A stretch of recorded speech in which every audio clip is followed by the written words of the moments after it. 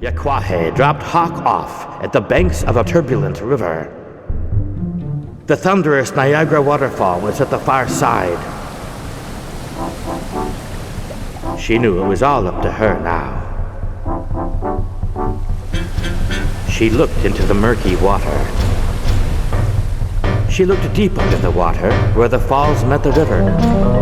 She could see the cage and the Nanamakea held within. Suddenly, the terrifying Mahakuk monster rose from the water.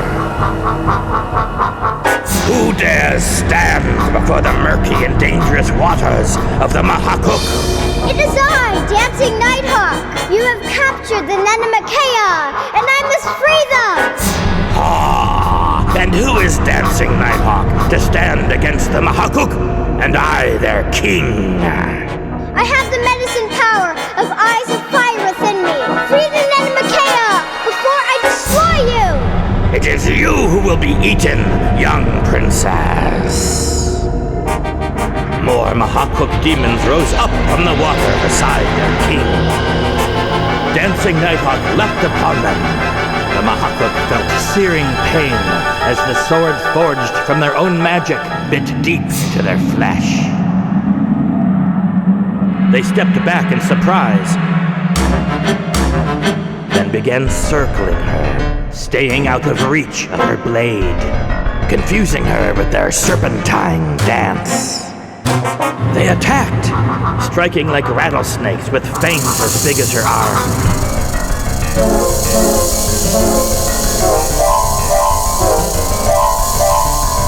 She leapt out of the water, back to the embankment, and turned to face them.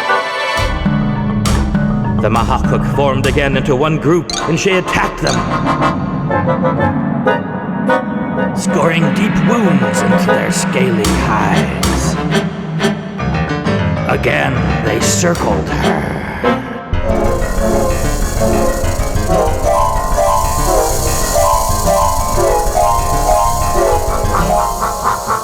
Again, she leapt onto the embankment.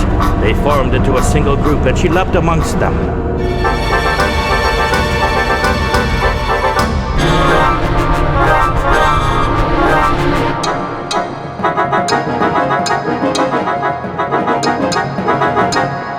This deadly dance repeated again and again and again and again.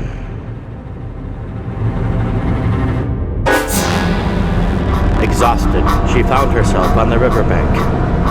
Only one Mahakuk remained. The Dragon King now flowed towards her from the murk. Do you hear that sound, young princess? That is the sound of your village being eaten. Now I will eat your spirit and your village will die.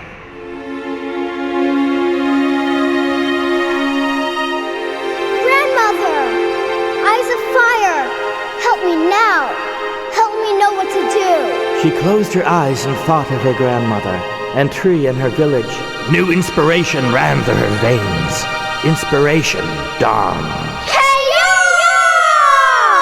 She leapt into the giant maw of the Mahakuk king. She stepped on his giant teeth as if they were rocks across a river. She straddled the fleshy tongue and withstood the stinging heat of the dragon's breath. She waited as the monster closed his jaws about her and drove her sword through the roof of the mouth and into the titanic brain.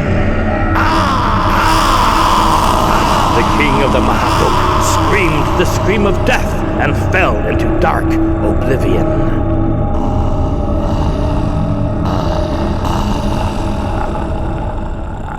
The giant's mouth relaxed, and Nighthawk let go the sword hilt and fell out into the black water. She watched the monster sink into the unfathomed depths. She felt warmth behind her and turned and saw wild, fiery, beautiful light. The Thunderbirds! She heard their voices. Free us! She swam towards the fiery light and reached forward. She felt cold steel. The cage! She reached inside the lock, felt around, and moved knobs and hinges until The lock opened. We are free.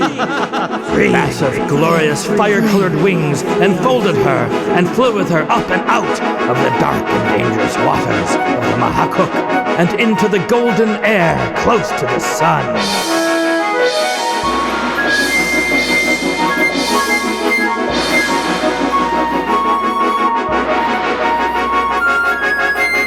They flew over the mountain and the home of Yakwahe.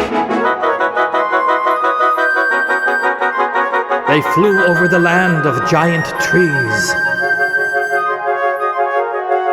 over river chasms,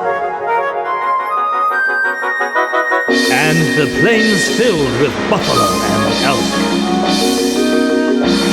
She spoke with the Nanamakea. My village! The brothers of the Mahakuk King are going to destroy it! Yes, new medicine woman.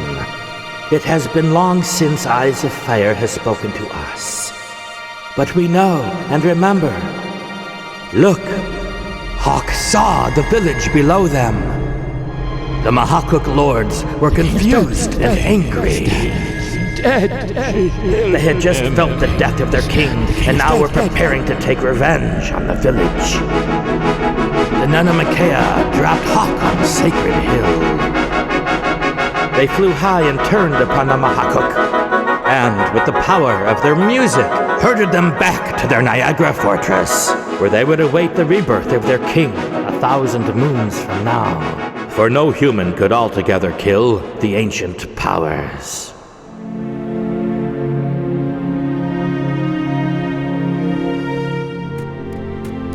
Great Tree Man! Hey, Nighthawk, I knew you could do it. I knew it.